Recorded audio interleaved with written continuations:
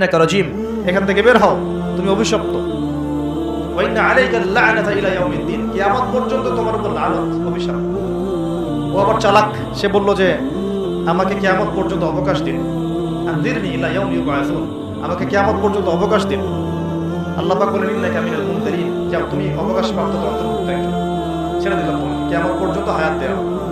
এবার সে বলছে ফাবিমা আগওয়াইতানি, হে আল্লাহ, যে আদমের জন্য আপনি আমাকে বের করে দিলেন, আমি চ্যালেঞ্জ করছি। ইবলিসের চ্যালেঞ্জটা মাথায় লিখে রাখেন, মাথায় লিখে রাখেন। ইবলিস বলছে ফাবিমা আগওয়াইতানি লাআকউদান্না লাহুম সিরাতাকাল মুস্তাকিম, যার জন্য আপনি আমাকে এখান থেকে বের করে দিলেন, আমি তার সরল পথে ওত পেতে বসে থাকবো। কিভাবে বসে থাকবো? ওত পেতে।